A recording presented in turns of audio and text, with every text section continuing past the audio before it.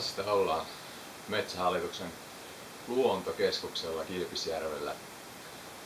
Juuri palattu Kilpisjärvi-Halti Kilpisjärvi vaellukselta 115 kilometriä 4 vuorokautta.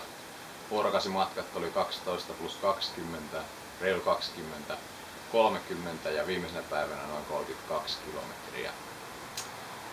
Kelit oli pari eka päivää aivan mahtavat, aurinkopaisto, ehkä parasta syyskeliä mitä toivoa voi.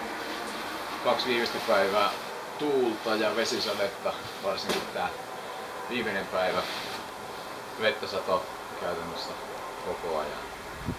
Ei se matkanteko haitannut, mieli on erittäin hyvä. Siellä oli paljon ylä- ja alamäkiä, kivikkoisia polkuja ja välillä polut jopa kivikossa. Pääosin tuli edettyä reittejä pitkin, hienosti oli väylät merkattu ja autiotuvat oli 10 kilsan välein kunnossa. Yöpymistä teltassa ja tuvissa. Paljon pastaa, raikasta, tunturi, järvien vettä, varmaan 10 litroja.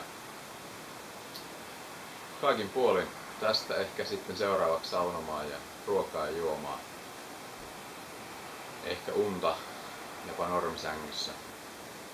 Tota reissua suosittelen kyllä kaikille. Ei ehkä ihan ensimmäinen vaellus, mutta sit kun on peruskunto kohillaan ja pikkasen ehkä jo vaellusharjoituksia helpommilta reiteiltä takana, niin ei kun menoks vaan. Mielenkiintoista on myös Polar Loop on rekisteröinyt koko reissun. Siellä on 4 vuorokaudelta aika paljon dataa, pitää lähteä purkamaan sitä.